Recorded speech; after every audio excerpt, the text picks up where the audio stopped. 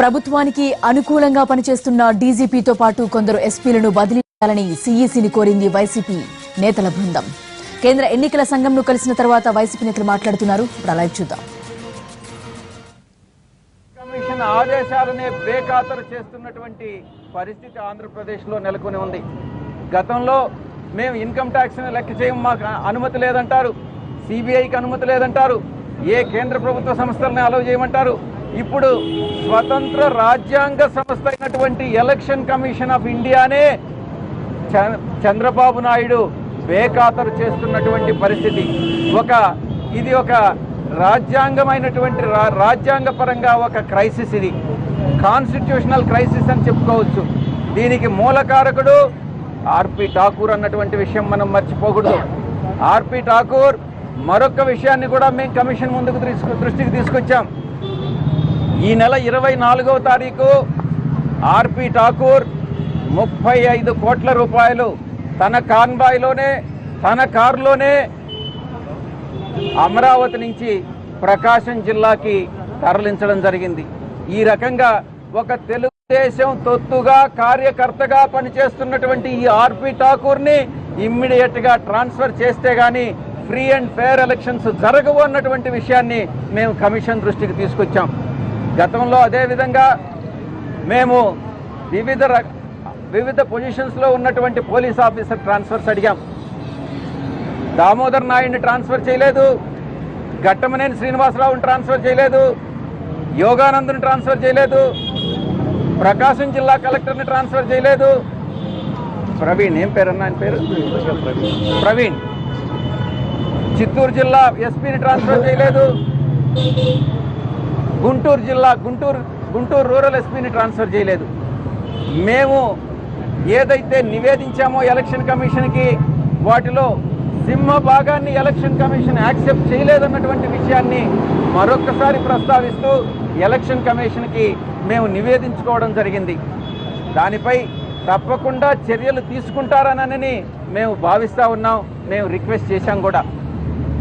మరొక అంశం ఇప్పుడు చెప్పుకోవాల్సింది, మీ దృష్టికి తీసుకురావాల్సింది, ప్రజాశాంతి పార్టీకి అలాట్ చేసినటువంటి ఎన్నికల సింబల్ గతంలో మేము ఎలక్షన్ కమిషన్కి రిప్రజెంట్ చేశాం. ఈ యొక్క హెలికాప్టర్ సింబల్ వింగ్స్ అన్నటువంటివి ఫ్యాన్ను పోలి ఉన్నాయి కాబట్టి మార్చాల్సినటువంటి అవసరం ఉంది అని ఇప్పుడు 35 పేర్లు అసెంబ్లీకి సంబంధించి, 4 పార్లమెంటుకి సంబంధించినటువంటి పేర్లు ఏదైతే ఉన్నాయో అభ్యర్థుల పేర్లు, ప్రజాశాంతి పార్టీ అభ్యర్థుల పేర్లు కరెక్ట్గా ఎగ్జాక్ట్గా వైఎస్ఆర్ కాంగ్రెస్ పార్టీ అభ్యర్థులు ఎవరైతే పేర్లున్నాయో వాళ్ళకి పోలినటువంటి పేర్లని వాళ్ళని ఎంపిక చేసి దురుద్దేశంతో వైఎస్ఆర్ కాంగ్రెస్ పార్టీ ఓట్లను కూలగొట్టాలన్నటువంటి ఒకే ఒక దురుద్దేశంతో చంద్రబాబు నాయుడుతో ఈ యొక్క కేఏ పాల్ లాలూచీపడి డబ్బులు తీసుకొని ఈరోజు ఎక్కడి నుంచో హూస్టన్ అమెరికా నుంచి వచ్చి ఇక్కడ రాజకీయాలు నడుపుతూ ఉన్నాడు. డబ్బులు కాసుపడి డబ్బులకు అమ్ముడుపోయినటువంటి వ్యక్తి కేఏ పాల్. ఆ వ్యక్తికి సంబంధించినటువంటి ఆ యొక్క అల్టీరియర్ మోటివ్తో తను ఈ రకంగా చేశాడో దాన్ని ఎలక్షన్ కమిషన్ దృష్టికి తీసుకొచ్చాం. సింబల్ మార్చాల్సినటువంటి విషయాన్ని, అవసరాన్ని మేము ఎలక్షన్ కమిషన్ దృష్టికి తీసుకొచ్చాం. కండువా కలర్స్, ఫ్లాగ్ కలర్స్ మార్చాల్సినటువంటి అవసరాన్ని కూడా ఎలక్షన్ కమిషన్ దృష్టికి తీసుకొచ్చాం. ఈ అంశాలన్నింటినీ కూడా ఎలక్షన్ కమిషన్ పాజిటివ్గా పరిశీలించాల్సిందిగా మేము విజ్ఞప్తి చేసుకున్నాం అన్నటువంటి విషయాన్ని మీకు తెలియజేసుకుంటాం.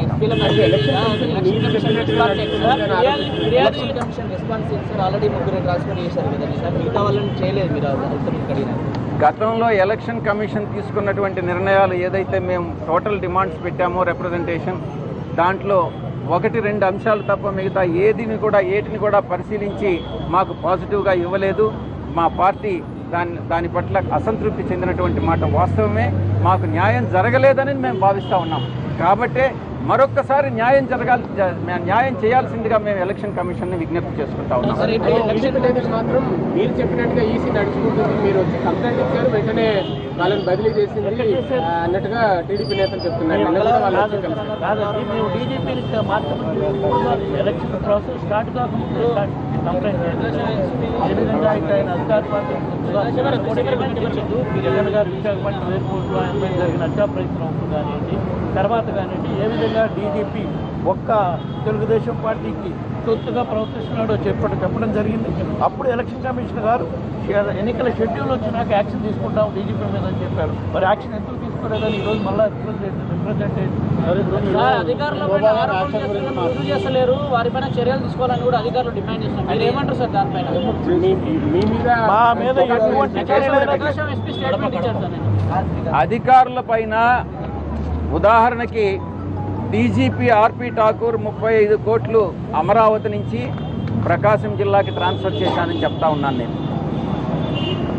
దానికి సంబంధించి గతంలో కూడా శ్రీకాకుళం ఎస్పీ మీద చేసినటువంటి ఆరోపణలకి నిన్న మా మీద కేసు పెట్టడం జరిగింది. మేము ఒక్కటే చెప్తా ఉన్నాం, ఈరోజు అధికారంలో ఉన్నది తెలుగుదేశం పార్టీ. తెలుగుదేశం పార్టీలో రాష్ట్రంలో అత్యున్నత పోలీస్ ఆఫీసర్ ఆర్పి ఠాకూర్. ఆయన వెహికల్ చెక్ చేసేటటువంటి ధైర్యం ఎవరికైనా ఉంటుందా? అది చేస్తే ఎలక్షన్ కమిషనే చేయాలి. దీనికి ఆధారాలనే ఉండవు. ఏ రకంగా అయితే శ్రీకాకుళం ఎస్పీ నా మీద కేసు పెట్టాడో అదే రకంగా ఆర్పి ఠాకూర్ కూడా ఇది నిజం కాదనని కానీ భావిస్తే మా మీద కేసు పెట్టవచ్చు, చర్యలు తీసుకోవచ్చు. మేము దాన్ని ప్రూవ్ చేస్తామనే విషయాన్ని మీకు తెలియజేస్తాం. మీరు ఇచ్చిన రిప్రజెంటేషన్లో చాలా వాటిని కూడా అమలు చేయలేదని చెప్పి మీరు అంటున్నారు. ఇచ్చిన వాటిని అక్కడ అమలు చేయని పరిస్థితి ఉంది. ఇప్పుడు మీరు వాటి పరిస్థితుల్లో వీటిని ఎట్లా అమలు చేస్తారు? ఇది ముఖ్యంగా ఈ హెలికాప్టర్ సింబల్కి సంబంధించిన విషయం ఎందుకు ఇంత మళ్ళా ఎలక్షన్ కమిషన్కి ఇవ్వాల్సి వచ్చిందంటే, చంద్రబాబు నాయుడు గారు ఎలక్షన్లో గెలవటం కోసం ఎంత నీచ సంస్కృతికి పాల్పడతారనే దానికి 39 మంది పేర్లు లిస్ట్ ఇచ్చాము మేము. ఎట్లా ప్రజాశాంతి పార్టీ పేరుతోటి మా అభ్యర్థులు నామినేషన్ వేసినాక అదే పేర్లు సేమ్ అదే పేర్లతో నామినేషన్ వేయించారు. అంటే బ్యాలెట్ పేపర్లో మా అభ్యర్థి పేరు పక్కన కిందనో వాళ్ళ పేర్లు వస్తాయి. వాళ్ళది హెలికాప్టర్ సింబల్ కాబట్టి వాళ్ళకి ఓట్లు పడే అధికారం ఉంటుంది. కాబట్టి వైఎస్ఆర్ కాంగ్రెస్ పార్టీ అభ్యర్థులు ఓడిపోయేదానికి ఆస్కారం ఉంటుంది అని చెప్పి ఇంత నీచ సంస్కృతికి పాల్పడుతుంది అని చెప్పడానికే వచ్చాం. ప్రధానంగా న్యాయం చేయమని వాళ్ళని అర్జించాం. న్యాయం జరుగుతుందని భావిస్తాం. రాష్ట్ర ప్రభుత్వం ఇంటెలిజెన్స్ అట్లాంటప్పుడు మిగిలిన ఎట్లా 39 మంది సేమ్ నేమ్స్. ఇదే విషయంలో election commission of India guidance ప్రకారము ఇంటెలిజెన్స్ వింగ్ దీనిలోకి ఎలక్షన్ పరిధిలోకి రారు, వాళ్ళకి అధికారం లేదని తెలుగుదేశం పార్టీ ఆరోపిస్తుంది. దానిపైన ఒక స్పష్టత ఉంది. మీరు గతంలో తీసుకున్నట్టయితే ప్రెసిడెన్స్ అన్ని తీసుకున్నట్టయితే పోలీస్ డిపార్ట్మెంటు ఇంటెలిజెన్స్ వింగ్ లేకుండా పని చేసేటటువంటి అవకాశమే లేదు. ఇంటెలిజెన్స్ అనేటటువంటిది పోలీస్ వ్యవస్థలో ఒక భాగం.